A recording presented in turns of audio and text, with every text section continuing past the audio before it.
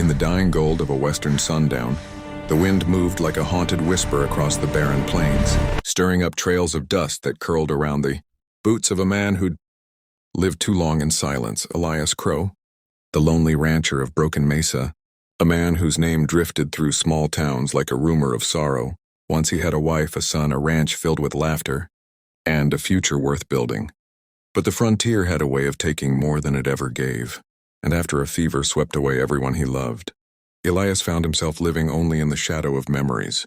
The nights grew long, the days hollow, and the only sound was the creak of the old windmill and the echo of ghosts that followed him from room to room. People in town said he was strange, maybe cursed, a man who talked to no one except the spirits he swore were still walking beside him. But everything changed the night he found the stranger lying on the edge of his land, shot, bleeding, barely breathing, whispering 3 trembling words that burned themselves into Elias's skull. "I beg you, end it fast." The stranger's voice cracked like a rusted hinge, his eyes glassy with terror as he grabbed Elias's coat with surprising strength, begging, pleading, insisting that death was better than whatever was chasing him. Elias, though hardened by grief, felt something stir inside him. Duty, maybe mercy, maybe just the echo of the man he used to be. So he brought the stranger into his cabin, laid him on the same bed where his son once slept, and tried to stop the bleeding. But the bullet wasn't the worst of it.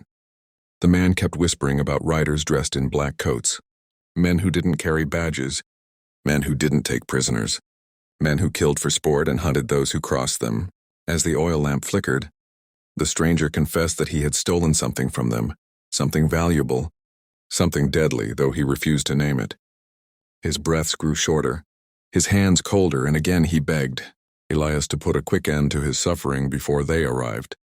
Elias refused, not because he feared the riders in black, but because he had sworn after losing his family that he would never again take a life, not for mercy, not for justice, not for anything. Outside, a storm began to rise, dark clouds crawling across the moon like clawed hands, and Elias felt the air shift, heavy and foreboding, as if the land itself knew something terrible was coming. Coyotes howled, the horses in the corral grew restless, and the stranger's eyes widened as hoofbeats echoed faintly across the distant ridge. Elias grabbed his rifle, heart pounding for the first time in years, and stepped onto the porch just as 3 dark silhouettes appeared on the horizon, silent, motionless, waiting like shadows carved from the night. He realized then that the stranger had brought death straight to his doorstep, and his choices were simple: hand over the dying man, leave him to fate, or stand against the kind of evil that even the West whispered about in fear. And as the first thunder cracked, and the riders began their slow, deliberate approach, Elias felt the ghosts of his family watching from the darkness of the ranch, waiting to see what kind of man he would be when the world demanded. He'd choose between mercy, violence, and redemption. The storm broke with a violence that rattled the windows and sent sheets of rain slamming against the ranch house, lightning carving wild scars across the night sky as Elias stood on the porch gripping his rifle, staring down the 3 dark riders who had arrived, like omens pulled straight out of hell. Their horses were enormous, breathing clouds of steam as they stepped forward, and the men themselves were dressed in long black dusters dripping with rain, faces hidden beneath brimmed hats that shielded expressions Elias wasn't sure he wanted to see. The leader, a tall skeletal figure with a voice like gravel dragged across steel, raised a gloved hand and demanded in a cold, almost bored tone that Elias return what belongs to them, the dying stranger inside. Elias could feel the weight of every memory crushing his chest. His wife coughing through fever, his son's tiny hand going limp in his own, the helplessness that had become his lifelong companion. And now, once again, he stood at the edge of a moment that asked whether he would protect the weak or surrender them for his own safety. The riders threatened to burn his ranch to ash, to bury him in an unmarked grave, to erase him from the world just as thoroughly as grief already had. Lightning flashed again, revealing their pistols, custom steel, polished, deadly, and Elias, without fully understanding why, stepped forward instead of back. Maybe it was the ghost of his former self, maybe it was stubborn pride, or maybe it was simply that he could not let another soul die begging for mercy under his roof. When the riders dismounted, spreading out with calculated calm, Elias fired the first warning shot, shattering the wooden post beside the leader's head, and for the first time, the men in black seemed to acknowledge the rancher as something more than a ghost drifting through his own life.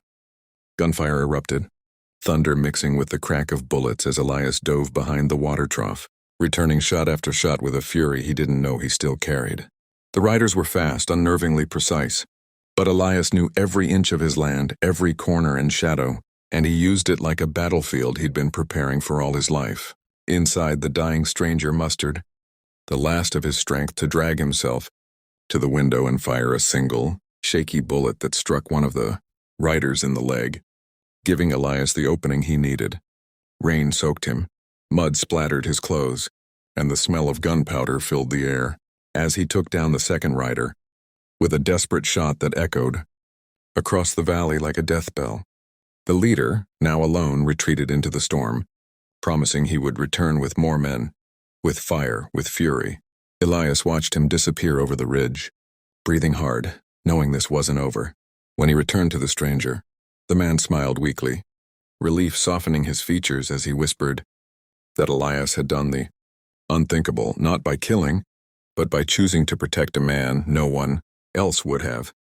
As dawn finally broke over the soaked land, the stranger died peacefully, his final breath carrying a whispered, "Thank you," and Elias stood in the doorway feeling something he hadn't felt in years: purpose, resolve, a spark of the man he once was. He knew the riders would return, and he knew he'd be ready. For the first time since losing his family, Elias wasn't waiting for death. He was preparing to live, to fight, to defend the ranch he'd once let crumble under the weight of grief. And as he looked out across the awakening plains, he made a silent promise that this story, the blood, the courage, the rebirth, would not be the last chapter of his life.